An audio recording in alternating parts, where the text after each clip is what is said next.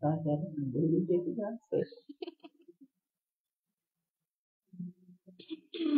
Eu posso segurar. Já troquei?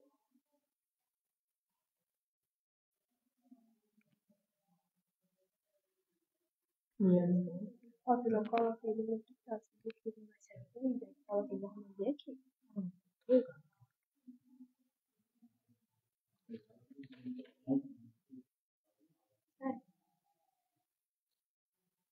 Não tem problema.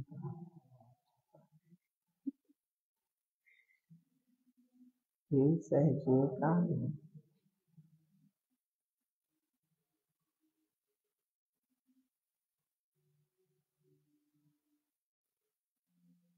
Bom dia, gente, para quem está assistindo. Sou Iana Manoeli e é com muita satisfação que hoje a gente está estreando a série podcast, recebendo no nosso primeiro episódio Martinha Monteiro, coordenadora da Igualdade Racial de Pacuti, para um bate-papo descontraído sobre a importância de enfrentar o racismo. Seja bem-vinda, Martinha. Me chamo Ludmile Andrade e é uma honra receber você aqui na nossa escola. E agora vamos dar início à nossa conversa, conhecendo um pouco mais sobre você.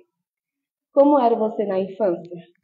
Bom dia, né? Em primeiro lugar, muito obrigado, meninas. Né? Já somos amigas de uma longa data, né? De vários trabalhos que vêm sendo feitos aqui na escola.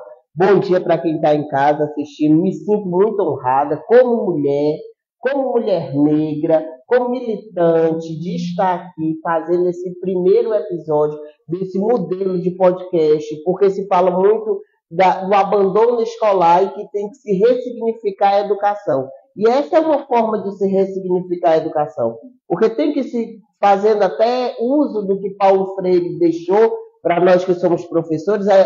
A pessoa tem que entender o mundo antes de entender o que está escrito no livro, né? Parafraseando o que o Paulo Freire nos ensinou. E é muito importante esse momento, vocês que estão tão conectadas, né, com as novas linguagens da internet, estarem trazendo esse assunto importantíssimo, que é o enfrentamento ao racismo, né, e a promoção da igualdade racial. Né? Então, como foi a sua primeira pergunta que eu já falei? Foi muito, né? Como foi a minha infância, né? A minha infância foi uma infância feliz, sabe? Uma infância feliz, cercado de muito amor, de muito... Eu tinha uma referência muito forte à minha mãe, né? Uma empregada doméstica. A gente fazia todo dia uma aventura, que era ir de casa para o trabalho no ônibus, e ela ali sempre me guardando, me defendendo. Então foi uma infância com muita referência de trabalho, com muita felicidade, com muito afeto. Então foi uma infância muito feliz. Muito bom, muito bom. Maravilhoso. No que você mais se interessava na juventude? Pois é, né? Na juventude, o que é que a gente se interessa? Eu sempre gostei de política. Na minha infância, a minha mãe já trabalhava dentro de uma casa, de um grupo político, né? E então eu vi desde pequena, eu vi muito campanha. É incrível, né? Que eu falava quando era criança. Um dia desse eu estava lembrando, eu falava sobre a Margaret Thatcher, que vocês não conhecem, mas ela foi primeira-ministra da Inglaterra. Era a dama de ferro de um modelo imperialista neoliberal. E eu gostava muito de política. E eu cresci, essa jovem também, gostando de política. Mas é lógico que eu gostava também de ir para a escola, de namorar, né? Tudo normal, gente. Viu? Não muda. É a música do Belchior. Ainda somos os mesmos e vivemos como os nossos pais. Eu também. Quando eu era pequena, eu sempre ia muito para os comícios, para as carreadas de política. É bom, né? Muito bom, é muito bom. Ai, que chegue logo. Quem foi qual o maior desafio que você superou? Viver, estar viva, né? Como eu venho dessa realidade de sermos pobres, né? Porque às vezes, eu não sei se vocês estão assistindo, mas eu sou noveleira. E está passando o remake da Vale Tudo, né? E tem a Maria de Fátima, que ela odeia a pobreza. E ela falando, eu disse assim, meu Deus do céu, ela pelo menos ela fala, ela expressa que odeia e que faz qualquer coisa para sair daquilo ali. Mas o pobre, a própria Bíblia diz que o pobre ele é odiado até do seu vizinho, que é outro pobre também. Então eu vim dessa realidade, da periferia violenta de Fortaleza, e eu sobrevivi. Eu sobrevivi porque eu estudei numa boa escola, eu sobrevivi porque eu tive uma mãe muito visionária, eu sobrevivi porque ela me criou em ambientes, né, dos seus patrões que tinham uma condição financeira muito boa. Então, o meu maior desafio da minha vida foi sobreviver. Sim. E está hoje aqui contando a história. Com certeza. Quem foi a sua maior inspiração, né, durante toda essa jornada? Elza Soares, né, uma cantora, uma mulher negra também, um artista incrível, né? E uma música que ela sempre cantar, são duas músicas dela que sempre eu gosto muito de recordar, são três. Dura na Queda, Lata d'Água na Cabeça, sabe? E Lama, que é a primeira música que ela surge para o estrelato. E a história de vida da Elza Soares, ela é muito, de uma mulher muito batalhadora, de uma mulher que tem a sua mãe como referência, que lava roupas, né? E ela diz assim, eu não vou ter varizes nas minhas pernas, sabe? E ela, você diz assim, acha até que é uma coisa boba, fútil, e não é. Você assim, eu vou trabalhar, mas eu não vou ser vencida pelas dores do meu trabalho. Trabalhei como vendedora ambulante, eu gosto muito de dizer que sou vendedora ambulante, porque tudo na vida é passageiro, e eu me orgulho muito do meu trabalho. E as minhas filhas também se orgulham muito do meu trabalho. Nós também, é. Então, isso, e isso eu trouxe muito para a minha vida, sabe? Dessa mulher incrível, artista, que eu também, além de tudo, eu sou um artista, né? Eu faço exposição de fotos, eu produzo documentário, faço essa linguagem também na internet de live. Então, é muito importante que a mulher negra, nesse ambiente que nós estamos, também se reconheça como artista. E intelectual, né? Intelectual e artista, além de bonitas. Claro. Qual é o seu ponto forte e o seu ponto fraco? O meu ponto forte, eu acredito que eu sou uma pessoa muito focada. Se você me colocar para fazer algo, eu vou estudar, eu posso até não ter nenhuma noção do que é. Você vai me dar aqui uma coisa. Eu vou estudar, eu vou procurar um livro, eu vou pesquisar, vou atrás de referência, sou muito focada para entregar o melhor. O meu ponto fraco é que eu sou totalmente emoção, sabe? Aquele 99% emoção e 1% razão. Sou muito chorona, sou muito colérica, sou muito feliz, então eu sou muito emocional, sabe? Não tem essa. Para mim não dá, ai não, Martina, seja falsa e não. Sorrir, acene comigo não rola. Tá entendendo? Não é tudo assim na lata. Eu também sou muito assim, sabe? Eu vivo chorando. Tem dias que eu sou tipo assim, eu sou meiga, sou simpática.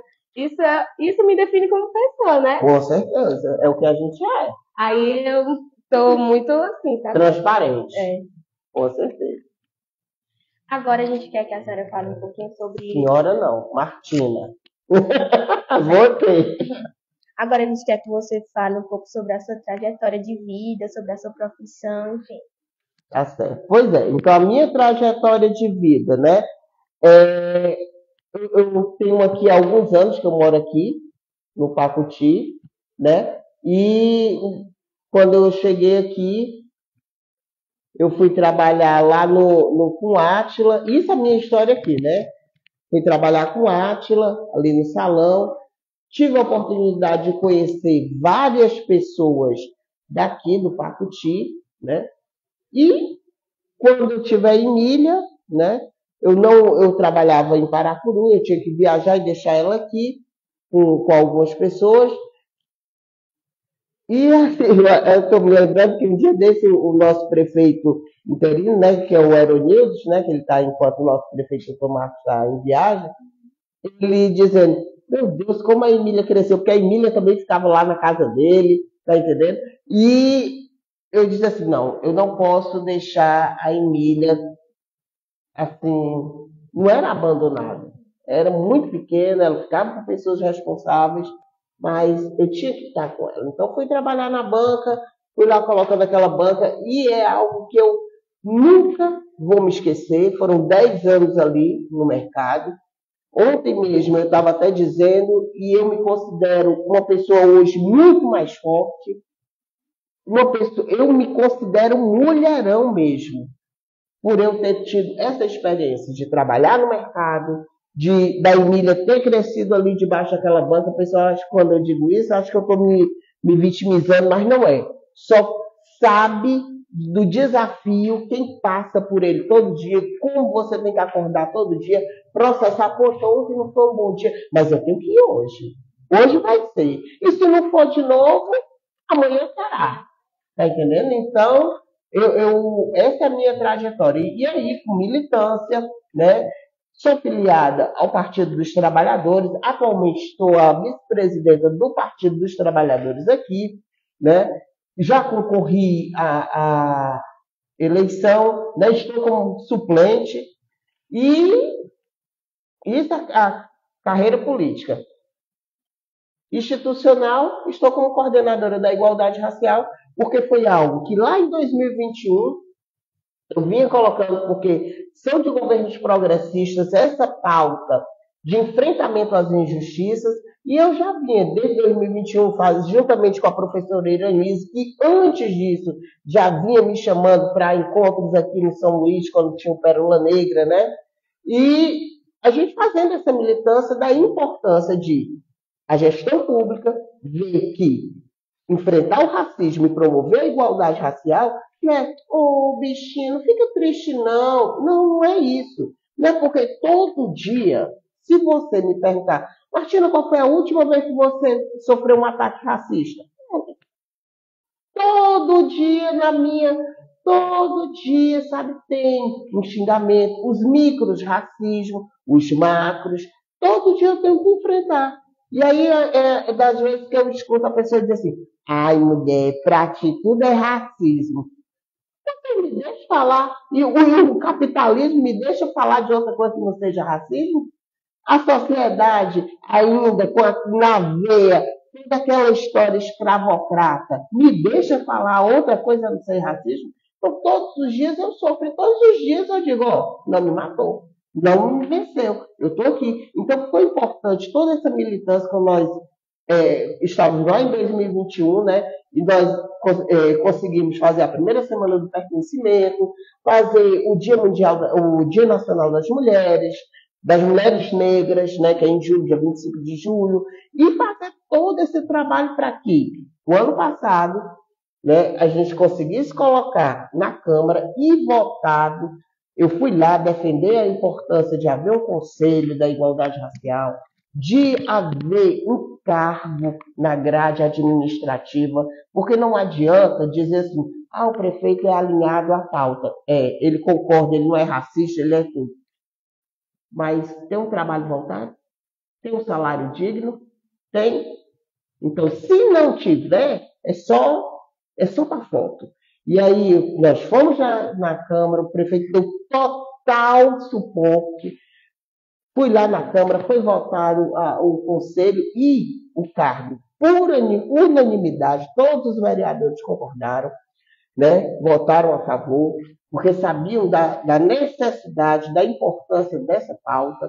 Foi-se criado o cargo. Nós temos uma sala, né? E hoje o Pacuti é referência do combate ao racismo em todo o município, em todo aqui o nosso maciço. Então, isso é de uma grandiosidade para a nossa cidade. Não é desmerecendo as demais, mas o Pacuti está na frente. Qual a importância desse tema racismo para a nossa sociedade? É como eu disse, não é enfrentar o racismo, mas é porque senão o negro vai ficar tristinho, porque chama de macaco.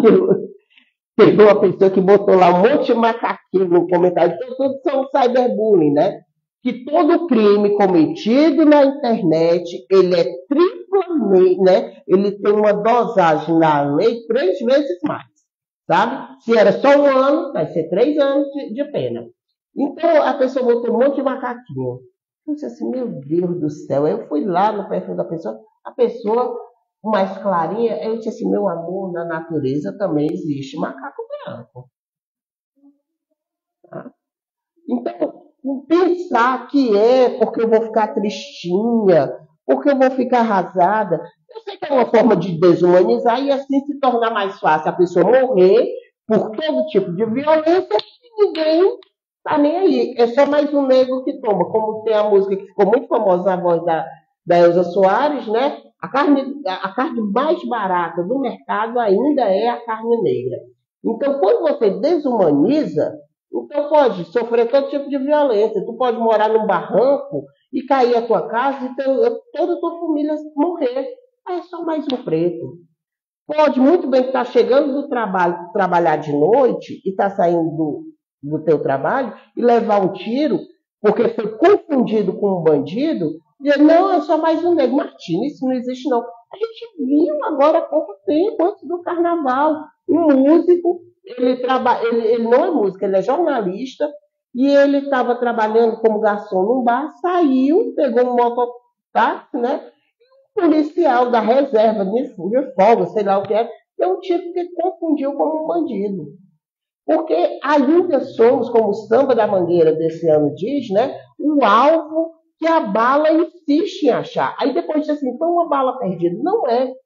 Quando a gente trata todos essas formas de racismo de forma correta, partindo de dentro da gestão pública, de forma governamental, você vai ver que a melhoria de vida das pessoas, você não vai permitir que uma pessoa, uma família, more numa área de risco. Vai o quê? Criar programas como esse, Minha Casa Minha Vida, que hoje está lá o pessoal no ginásio fazendo a inscrição, para ter uma casa, acesso à moradia digna. Você vai ter programas como esse do Ceará Sem Fome, que todos os dias são distribuídos milhares de quentinhas para que seja enfrentado a questão da fome. Porque não é porque você vai bater um prato de baião de dois com a farofa de carne de lata, é bom demais. Mas aí o valor no proteico, enche o bucho e é bom? É muito. A carne de lata é muito bom, com um baiãozinho bem quentinho assim, chega com uma bom demais, né? Mas aí a questão dos nutrientes, né? Daquilo que o seu corpo vai absorver para que você tenha uma vida, né, saudável. Então, quando se fala em combater o racismo, não é porque eu vou ficar tristinha, porque vão dizer que eu sou isso, que o meu é que eu tenho assim. Eu sou evangélica, já pensei, é evangélica com esse cabelo? Muito obrigado. Tem alguma situação que marcou você no trabalho, na escola ou na rua que ainda ecoa até hoje, ainda acontece? Olha, para a gente ter um entendimento sobre a lógica do racismo. Eu tenho certeza que vocês, como jovens negras, né, vocês já ouviram pessoas dizer assim, não, mas isso vocês têm que tirar da cabeça, vocês são lindas, não existe racismo, você tem que tirar da cabeça. É como se a gente que é negra, que sofre o racismo todos os dias, né? O racismo nosso de todos os dias, a gente inventar, fosse coisa da gente. É como pegar uma mulher que é vítima de um estupro, ela foi estuprada, e aí chega na delegacia e diz assim, será que você foi mesmo? Será que você não chamou o rapaz? Será que você... Está entendendo?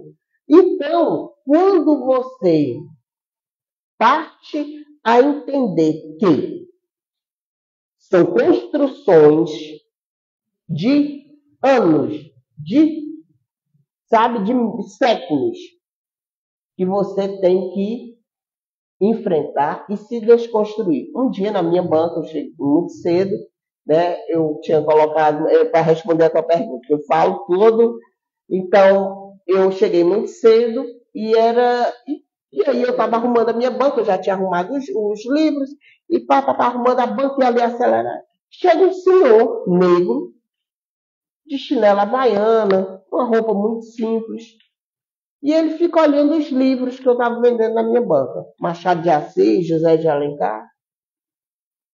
E aí eu olho para ele e penso, eu não vou perguntar para ele, vender para ele, né, assim, atendê-lo e tudo, porque ele não deve saber ler e eu vou constrangê-lo. Martinha, eu admito que eu fiz isso. Esse senhor sai e quando ele volta com um saco de estopa. Eu chamo de saco de estopa, mas é um saco de... Aí a senhora vende livro aqui? Vende esse livro aqui, né? Eu disse, vendo. É porque eu queria colocar aqui, para a senhora colocar aqui para vender, o meu livro que eu escrevi. Até hoje eu trago para mim, tá certo, esse ensinamento pedagógico. Eu tenho que me desconstruir também. Porque eu, com o meu cuidado de eu não querer ferir e machucar, ele não é dos negros que só escreve, ele escreve livro. Então a gente tem que ter um olhar muito sensível, a gente tem que se desconstruir, ter um letramento racial. Todos nós temos que estar todos os dias aprendendo. Esse erro eu não vou mais cometer. Então isso ecoa muito dentro de mim. Aí tu imagina uma pessoa branca que ainda diz assim, moreninha, eu acho bonitinha a sua cor, e todas essas coisinhas mais. Quantos racismos ela comete durante o dia, o mês, a semana e o ano? Então a gente tem que estar sempre aprendendo, né? Eu me arrepio todinho. Até hoje não sai da minha... Eu estou vendo aqui a cena. E o silêncio? Como é para você ver pessoas próximas como amigos e colegas de trabalho que se dizem aliados, mas não se posicionam quando o racismo acontece? Pois é, eu tenho um documentário que é A Cor do Meu Silêncio, né? E que fala sobre o silenciamento imposto a nós, pessoas negras, e principalmente a nós, mulheres negras. Desse local de subalternidade, desse local eu fui mostrar aquela mesma exposição aqui, né? Fui lá no EJA, e são pessoas adultas, né? Já vividas, e uma senhora disse assim, minha filha, se fosse por muita gente aí, a gente que é preto só está na vassoura, né? Então, o silenciamento, ele acontece quando diz assim, mulher, pra ti tudo é racismo, tá? Então, há essa tentativa. Às vezes pode ser do medo, às vezes pode ser de uma maldade, e às vezes a falta desse letramento. De momentos como esse, de momentos que são construídos na escola, de referenciais de mulheres negras, né? E por que eu falo tanto? Né? É por eu ser mulher? Também por eu ser mulher. Mas na pirâmide social de gênero está os homens brancos, as mulheres brancas, os homens negros para servirem os homens e as mulheres negras lá embaixo. Então, nós somos lá embaixo, esquecida, sabe? Quando se fala assim, o feminismo conseguiu que as mulheres pudessem votar. Nós, as negras, sempre... votar não. O feminismo conseguiu que as mulheres pudessem trabalhar. Nós, mulheres negras, sempre trabalhamos porque viemos do período da escravidão, né? Passamos pelo período da escravidão. Então, a gente sempre trabalhou. Por que esse feminismo, a luta, é somente para que a mulher fosse trabalhar? Eu quero me sentar nesse lugar de intelectual, de artista, de produtora de conteúdo, de mulher trabalhadora. Esse lugar também é nosso. E aí sufoca. E aí silencia. Não é para você. Ai, poxa, tu tá tão bonita. Essa roupa, gente, foi hoje pra vocês, viu? É lançamento só pra vocês. Estreia, viu? Pois é, uma ocasião especial. Poxa, tu tá tão bonita. Tô tão bonita. Mas tem um custo. Como é que eu vou cumprir com esse custo se eu não tenho um bom salário? Então, são várias coisas que a gente tem que desconstruir. Eu estou dizendo assim, tudo no pessoal, porque não é que seja essa situação, mas eu estou falando de várias situações, né, que a gente tem que olhar, se colocando. Como é que eu vou falar sobre racismo, vocês, duas jovens, vão sair daqui, aí tem uma menina que é mais tímida, mais retraída, e aí vai oprimir. Né? Então a gente tem que se colocar nesse lugar da empatia, de se colocar como é que eu estou vendo e estou fazendo esse mundo. O que você gostaria que as pessoas entendessem de verdade sobre o que é ser uma pessoa negra no Brasil? Pois é, o que é ser negro no Brasil? Eu, quando lá na minha vida escolar, quando chegava 13 de maio, era que se falava que a gente era descendente de escravo. Então, era a única história que se tinha para contar. E esse é um ponto de partida que hoje a escola ela se propõe a uma educação antirracista. Não contar a história somente pela boca do colonizador, mas se contar a história também de nós negros, que não começou na escravidão. Foi um ponto terrível, horrível da história, mas que nós superamos e nós temos aqui uma grandiosidade de contribuição na cultura, na economia, em tudo. Eu sou ali, como eu disse, sou filiado ao Partido dos Trabalhadores, mas quando você vê, hoje, na nossa esfera federal, nosso presidente Lula tem inúmeros ministérios. Quantas pessoas negras como ministro? 3.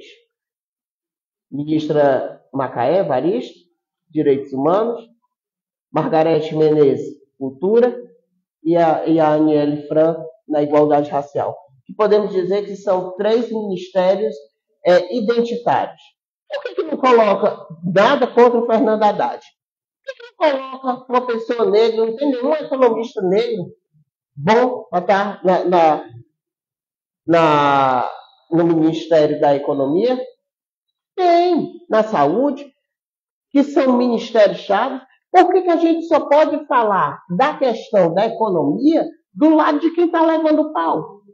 E não do lado de quem vai criar uma política?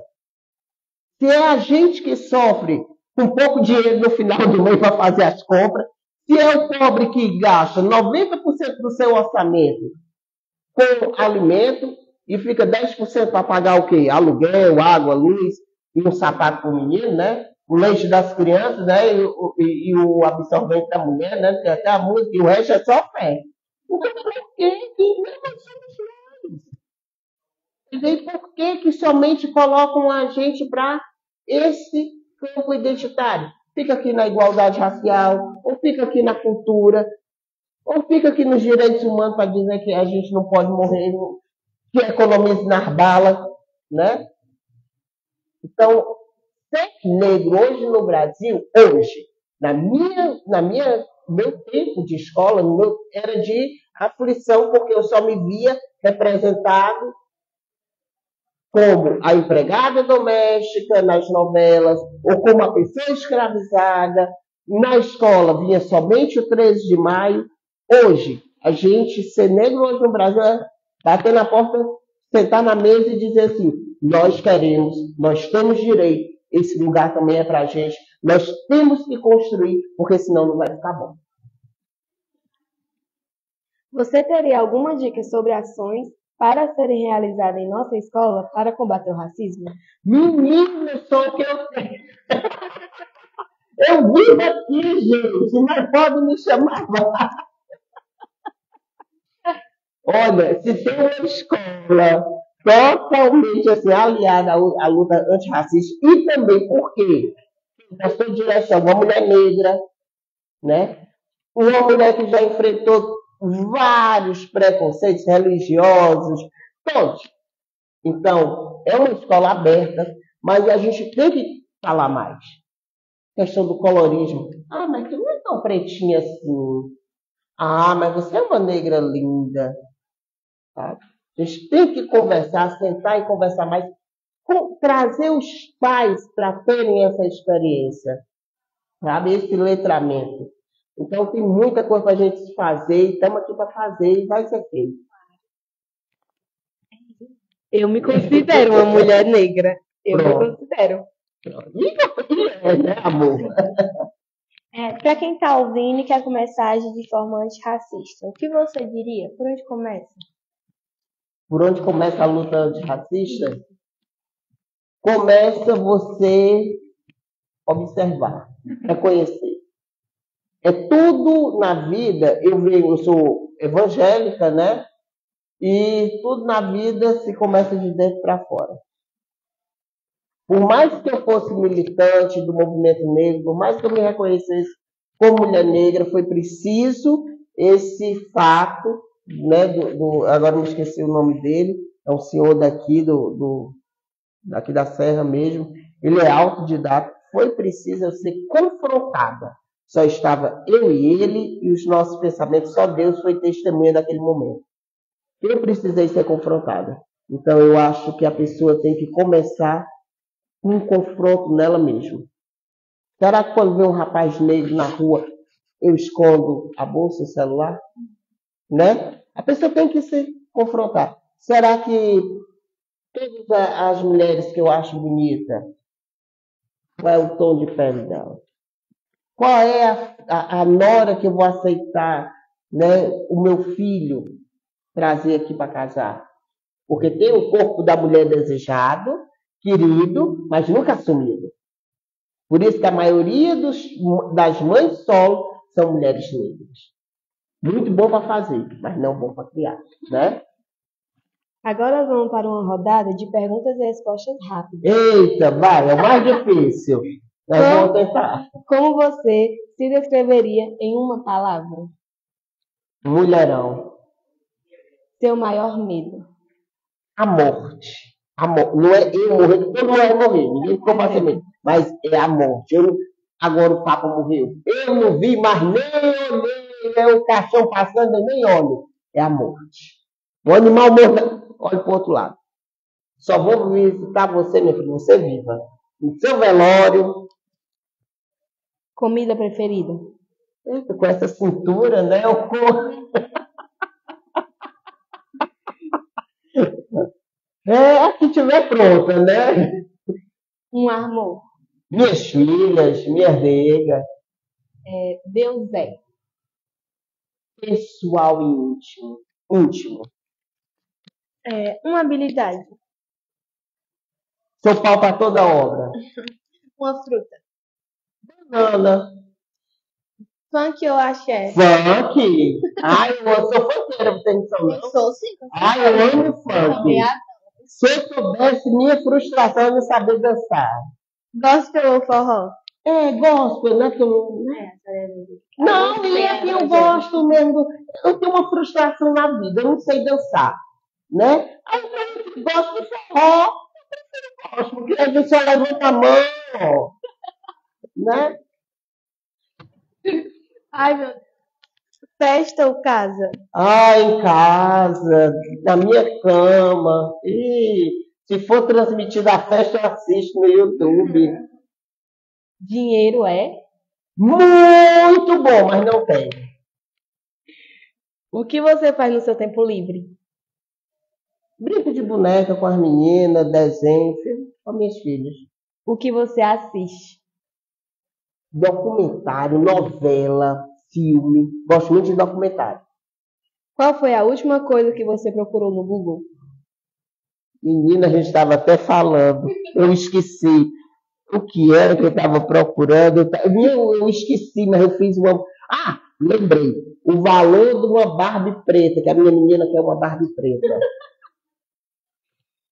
Uma estrofe da última música que você escutou. Fé para quem é forte, né? Daí, eu sou ruim para cantar, né? Fé para quem é forte. Agora, nós estamos entrando no último bloco da nossa conversa. Certo. Gostaríamos de saber qual a parte mais gratificante que você faz no seu trabalho. É essa. Isso aqui. Isso aqui é o fruto. É o fruto da gente sair andando com a mesa na cabeça e fazer barulho ali dentro do mercado, de fazer movimento na praça, de ir para ali, sair andando, às vezes tirar o dinheiro do bolso e faltar para pagar uma conta. Isso aqui. Esse momento aqui, que eu sei que não vai ficar aqui, é o primeiro de muitos, e vão vir outras, e não é só a Martina, eu não quero, vamos dizer, chegar a uma próxima gestão, dizer assim, poxa, a gente tem que fazer esse trabalho que é a Lei Obrilho, que tem ministério, isso e aquilo, mas só tem a Martina. Não, tem vários. Tem outras cabeças arejadas. Esse é o melhor reconhecimento, é o fruto. Como você se vê daqui a 10 anos? E há 10 anos eu quero estar governadora do estado, né, do nosso estado. Vocês, né, aí já fazendo um documentário, uma entrevista, não sei. A Maria Emília já fazendo o curso dela, o concurso para juíza, que ela quer ser juíza, né? Não, ela quer ser ministra do STF, né? Muito bem, do Supremo.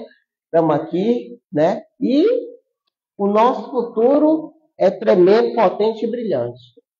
Qual conselho você gostaria de deixar para todos que tiverem a oportunidade de assistir essa entrevista? Um conselho: a vida é sua. Se você paga os boletos, é você que tem que viver do jeito que você achar que tem que viver, mas tendo cuidado para o carro da polícia não aparecer na porta, né? Mas viva intensamente. Martinha, muito obrigada. Eu que agradeço. Esse foi uma experiência muito boa para nós. É o nosso primeiro episódio do SL Podcast e foi uma honra receber você aqui, viu? Muito obrigada. Eu que agradeço. Eu que agradeço. Gente, é isso. Chegamos ao fim, né, da nossa entrevista. Muito obrigada, Martinha, pela sua presença. Obrigada a todos vocês que estavam assistindo daí de casa. E é isso, gente. Tchau. Tchau, obrigado. Foi ótimo.